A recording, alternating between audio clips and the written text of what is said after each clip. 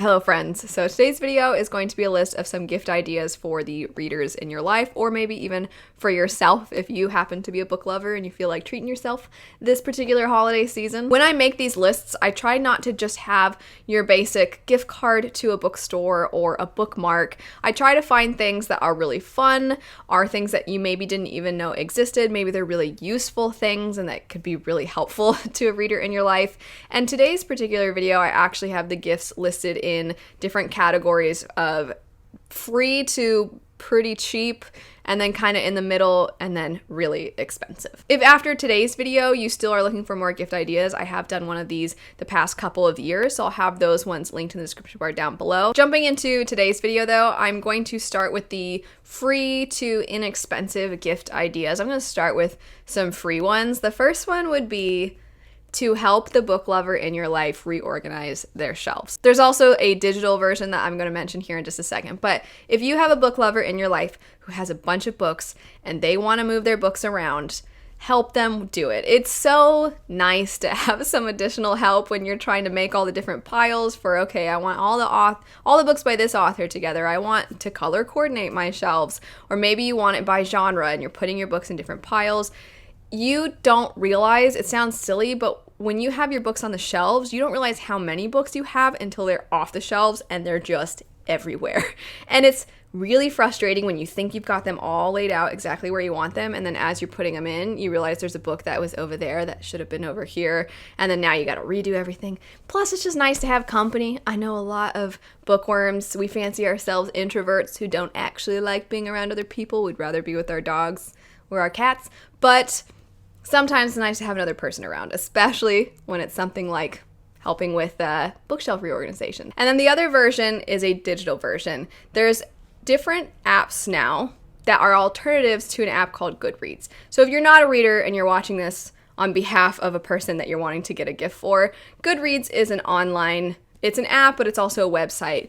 And it doesn't function all that well. It's how a lot of people keep track of the books they want to read. They do Goodreads nominees every year, and then there's Goodreads Choice Award winners, and you vote on them. You also can make lists or shelves in Goodreads, and so its purpose is really cool. It's especially helpful to organize your books or to write reviews, but there are other apps that have come out that are better, and I think if you're wanting to transfer all of your information from your Goodreads account into some of these new apps, for example, there's one called Storygraph, then it's just kind of nice to have a person help you. Maybe they can go through the shelves and be like, okay, next one is this one, and then your book lover friend or loved one can put that information in.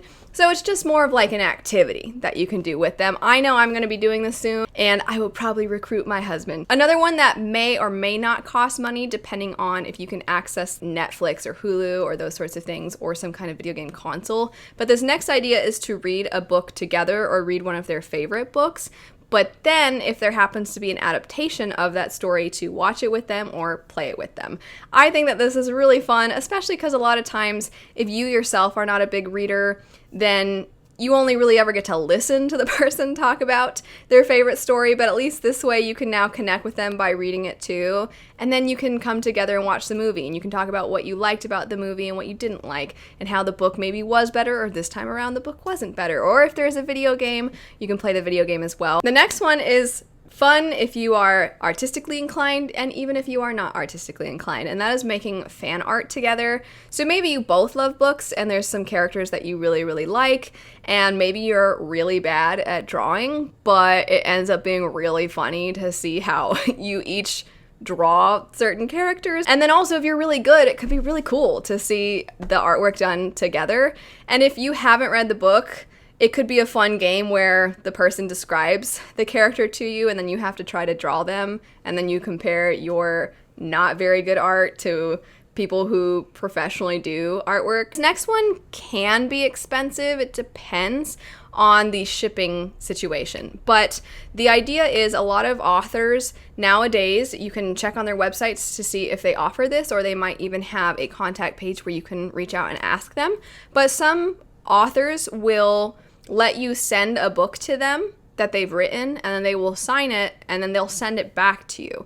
So if there's a book lover in your life who has a certain author that they absolutely adore, then you can try to either purchase a book or maybe like sneak their book or something like that, depending on the situation. You probably don't want to steal a book lover's books from them, but you can try to have a book sent to an author, and then that can be the gift, is having this book that they love now signed by an author that they love. This next one is absolutely all about practicality. It's not fun, it's not cute, it's not even really book themed, but it is very helpful, and that is additional chargers or long chargers. So I know nowadays they make chargers sometimes where the cord is this long. And I think that chargers, I wish I had a charger in every room of the house, but I'm like, that's a little much. I can unplug it and then go plug it in somewhere else. But it's just nice to have extra chargers. You know, you don't know if you're going to want to charge your headphones in your car or your phone in your car while you're going somewhere and then listen to the audiobook. But if your headphones are dead, then you can't. Or if your phone is dead, then you can't. Or if you're in your house and you've lost your charger, it's just nice to have another one. It can be for if they listen to audiobooks on their phone or maybe even read on their phone. It can be if they have a Kindle or maybe they read on their iPad. Just having extra chargers around, it's really helpful. I know this is not an exciting gift, but I know that chargers are the kind of thing that I always don't want to buy for myself. So if somebody bought them for me, that would be very helpful. The next one is a combination of both. You can read a book, but also you can make the activity of buying the book a little bit on the more exciting side, and that would be buying wrapped books. So a lot of times bookstores nowadays, especially around holiday seasons, will have books wrapped, and then they'll have a description of the book. And sometimes you can maybe guess what the book is by the description, and sometimes you'll have no idea.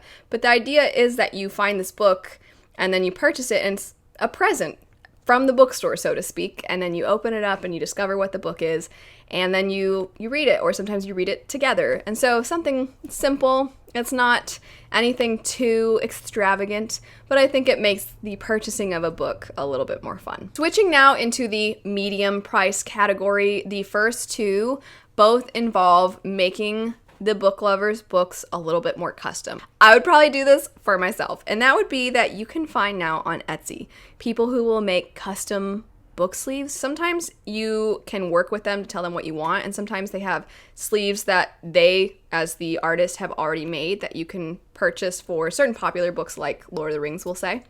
And these, they always look stunning, because usually it's for series that are already out, or if it's a certain aesthetic that you want to go for, then you can work with an artist and have them make these custom sleeves for you. Going along with that, you can also find people who will do custom sprayed edges for your books, which is really cool. I know a lot of people are very into the sprayed edges look right now, and if you've never seen it, it's where they put designs on literally the edges of the pages, and sometimes they can be really amazing and do whole images, and sometimes it's just little details.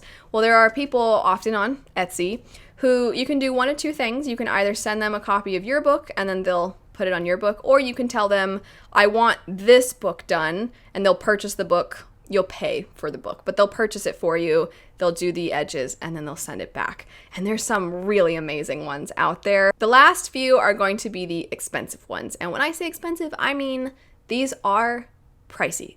So you probably really love this person if you are getting them one of these gifts. I'm going to start with the one that you can make it easier to afford, or you can go all out. So you can do a little reading retreat. I think this is one that if you wanted, you could go camping, and maybe you have a tent and it doesn't even cost that much. You just got to drive a couple hours to a certain pretty area and maybe reserve a campsite or something like that. So it's more so about going out of your way to do this with them. But obviously, this can get very pricey if you want to rent a cabin. And it can get expensive depending on how much time you have to take off work to do this, and also how much money you want to spend on the place that you're staying and for how long that you're staying. So this can be very expensive, but maybe you're looking to already get somebody, maybe you want to go away with them, you want to have a family retreat or something like that, maybe all of you like reading, then that can be the purpose. You go to a cozy cabin where there's pretty trees around or something like that. You're with nature, which I think is always great for reading. Maybe there's hammocks around, or maybe you're a pool person, you schedule something for the summer. Sometimes you'll be able to have access to Netflix and Hulu and things like that. So maybe you can combine this where you all go on this reading retreat, you read together, then you watch the movie. Can you tell that I just want to do this now? I just really want to go away to a cabin and read some books but I want to do that all the time. The next one I think is so fun, but depending on where you're sitting is where the prices can range a lot. And that would be to go to a concert where they are playing the music from the adaptation. So you see this a lot for things like Harry Potter, Lord of the Rings, and the orchestra will have the movie playing above them, and then they're playing the music. And it's really cool. It's such a cool experience. And I know a lot of people who are fans of these more popular stories, especially if they're kids. This ends up being so fun. And then the last one. So this is the most expensive one on the list of ideas, but if you can afford it, I can see this being a really good time. It kind of goes hand in hand with the reading retreat one, where it's a trip, except for it's a trip where you get to see where something was filmed. I know when I went to Iceland, we didn't end up doing this, but they had Game of Thrones tours where you could go and see a bunch of the areas that Game of Thrones was filmed at. So if you got a big Game of Thrones person in your life that you love a lot and you have the money for it, that can be a really cool experience. Of course, everybody wants to go to New Zealand because of Lord of the Rings. But either way, you get the idea. You go to the place that it was filmed in, the adaptation, or if there was never an adaptation, but you wish there was an adaptation, it could be really cool if you wanted to be sneaky to sit down with this book lover in your life, or again, if it's just you, that works too, and you go on Pinterest and you try to find places that look like what the book, this is great for fantasy especially, but places that look like what's being described in the book, and you try to find a place that looks like that, and then you go on a trip there. That could be really, really cool. Again, very expensive, but if you have the means, this would be a great gift. I really want this gift now. Like I said at the beginning, I have done this for the last couple of years, and if you're looking for more ideas besides just the ones I mentioned, I'll have those linked. You can check those out because I definitely think a lot of the ones on those lists are also really great gift ideas. If you yourself are a bookworm, let me know of all of the ones I mentioned, which one, regardless of price, that you would love to receive. I really want the reading retreat. I mostly just want to go to a cozy cabin. But anyway, let me know which one you would pick. And if you have any other gift ideas besides just the ones I mentioned in today's video and the other videos, feel free to leave those. So if anybody is looking for additional ideas, we have all of us working together so we can all give the readers in our lives the best, most unique gifts. Thanks so much for watching. I hope you have a lovely day. I hope you enjoy your gift giving and your holiday shopping. Stay safe, and I'll see you all later. Bye.